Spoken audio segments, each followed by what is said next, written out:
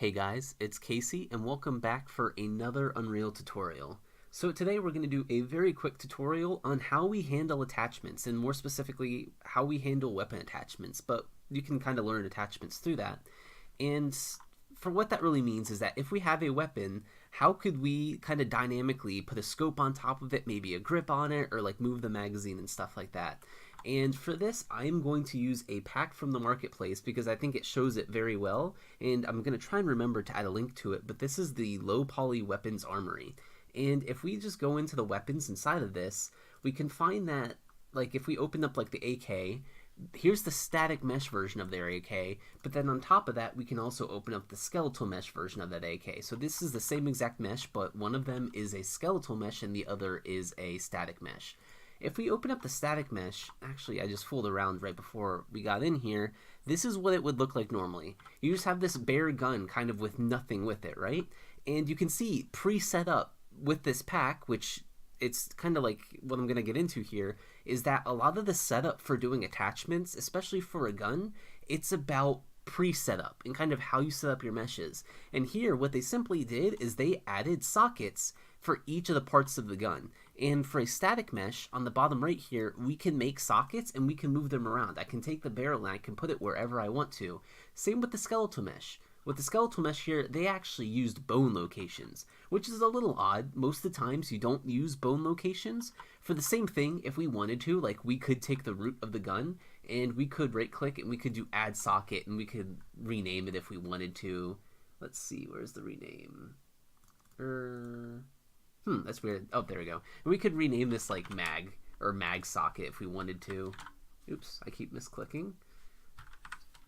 There we go. And if we wanted to, we could drag this in a location and find where we think the magazine would go and stuff like that. But that's only like half of the setup. And then the other half of the setup is actually adding the mesh, the static mesh here in this case, where it should go. And for an example, inside of this, just like this preview viewer inside the static mesh, I could select the rail, and if I searched inside of this pack for like a grip, you can see when I select a grip, it snaps to it very nicely. The reason being is that they designed this grip to have its origin directly where the socket would go. So if we actually search for this grip, let's find it here. So if we actually search for this grip, or actually that's not going to be a good example, if we just drag it into space, I guess, and let's blow it up. Let's actually make this thing like 5 times bigger for an example. You can see here when I select this, look at where the origin of this grip is. And if I bring in a different grip from the same pack and we blow it up a bit, you can see it does the same thing. So they consistently maintain the same kind of the same guidelines or rules for all of their meshes. And the same thing happens if we search for things like scopes. If we dragged in some scopes and we blew them up too so we can see them a bit better, you can see that they did the same thing, and on the bottom of the scope where it would attach to the gun in that socket, that's where they put the origin. And it gets kind of funky. Like if we, let's see. If we go back to our gun, let's try and think of something that might have a weird, let me actually search. Let's see if we can find a static mesh that has like an offset for an example. Let's see, where's this pillar? That's on the bottom, is the circle. There we go. So here's an example of a mesh where the origin is not kind of on the edge. This mesh has the origin dead in the center. So with this sphere, if we went in and let's replace this rail just as a crappy example for the sphere, can we scale that? Yeah, let's scale that down. Let's do like 0.1, 0.1, 0.1. You can see here that this wouldn't work, right? For as an example, let's just pretend we wanted a spherical grip here. You can see how just attaching it to the socket where the socket location was, it wouldn't be enough because it snaps all the way down. Like, I hope that makes sense here, that the gun sockets and what attaches to those sockets are specifically designed to fit to these things. So with that, let's actually do it at runtime. This is just inside the preview, and adding kind of meshes here doesn't do anything with this preview. So let's do it at runtime. So let's delete this stuff, and let's actually do this with our character. So let's quickly go in, and let's delete some of these things. Let's see, what can we delete here?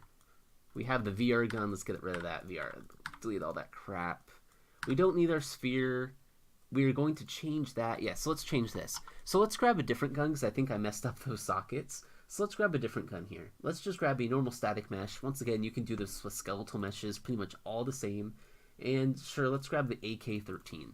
So if we add the AK-13 and we pop it in here, oh, it's once a skeletal mesh. So let's delete that. Yeah, let's just use a static mesh here. So let's add a static mesh for that. That's a little awkward. Why is that so offset? I do not know, actually. Oh, so here's a good example of when your origin is not kind of where it should be. Like they put the origin of this on the ground, which is okay, but that's also kind of awkward. So this isn't going to be the best example because I'm not going to really spend too much time to get this perfectly in our hands. I guess we could set up a socket in the hand or see if there is a socket set up in the hand, but I kind of don't want to waste the time. So we can just kind of pop this in here. Actually, it looks like it wants it really far down in there. For some reason, they have like the hand really far down on the other side. But for our purposes here, this will be good enough for us, I guess. We're not going to worry too much. We just care about doing the sockets. So let's say at runtime, and I need to fix some code.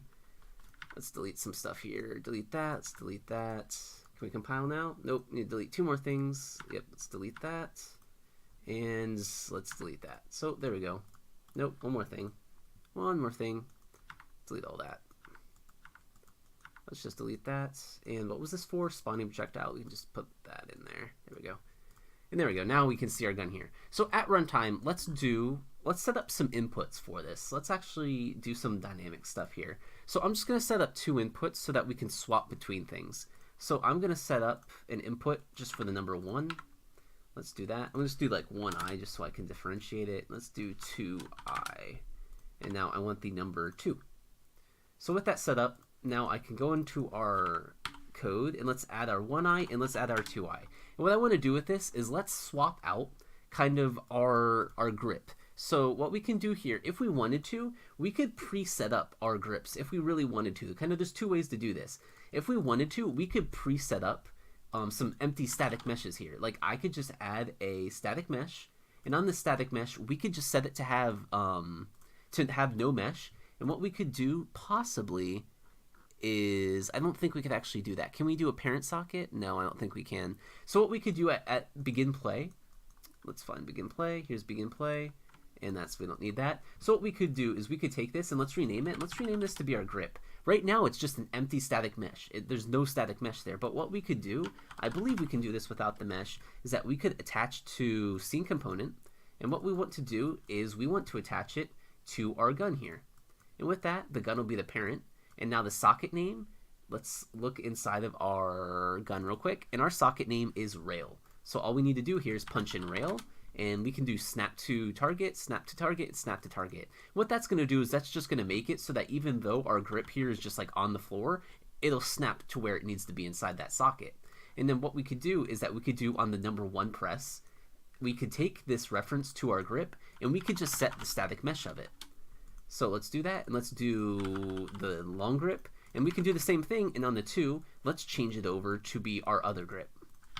So we can search it, and that'll be our angled grip. So now hopefully, when I hit play, we have our gun that's not really in our hands very well, but when I hit 1, it's kind of hard to see. You can see that popped in, and now if I hit 2, and we go back, you can see it popped over to be our other grip. And we can do the same things with our scopes and whatever else. And at any time, if we wanted to, we could add a 3rd one and we could make it just set the static mesh back to be nothing. And now we have no grip at all. And that's really how simple it is to kind of use these attachments on guns. But there is some setup in that we need to make sure we have our sockets set up in the right locations and that our meshes themselves have their origins set up in the right locations. In theory, if our origins kind of were like dead center in the grip, we could store data, and if we wanted to, like if we knew like maybe our grip was offset, we could add a we could add a relative location to this grip, and let's say we knew our grip's origin was like 50 inside of it, we could add like -50 to the grip location, and that where it is in the socket, it would just move it down 50 so that if we had some kind of offset origins, we can compensate for that.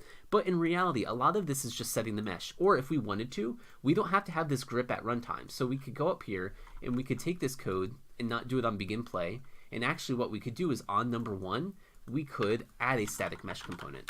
So this is without having a static mesh here set up. Let's delete that. So now we have no static mesh up here, and at runtime what we're going to do is we're going to make a static mesh, and since we're going to attach it, we don't really care about doing this make transform. It can be whatever, as long as the scale is fine. Now what we're going to do is after we create it, we're going to attach it like we did before, and on top of that we want to set the static mesh to be our static mesh. Shouldn't have deleted that before. And this will be our long grip. And now this should work all the same when I press the number 1. In this situation, we don't have the static mesh preset up, and we're going to do it at runtime. So now when I hit play, we have no grip, and when I hit 1, you can see we spawned a grip in and we set its location. And all the same, if we wanted to reuse this mesh, we could promote this to a variable and call this our grip like we did before. And after we set it, if we wanted to then like press 2, we could check our grip and we could do the same thing we did as like set the static mesh to be a different mesh. And that's how it could work. So in all, it's pretty simple. Attachments are fairly straightforward. Some kind of things you might run into is you might want to make sure if you ever are doing like runtime attachments and stuff, you might need to turn off collision, because there are some situations where you might snap something into your hands. Like in my axe tutorial, it was a good example. And if you didn't turn off collision on the axe properly to not interfere with the mesh, when you attach something, it might send your physics to go crazy wonky because like there's collisions and it's attached, so it's staying stuck with forces and stuff goes crazy. So generally, you might need to do some things with setting collision responses, and you can do that by just changing your collision response to channels. So overall, I hope that was helpful. If you have any questions, let me know, and I'll see you guys in the next video.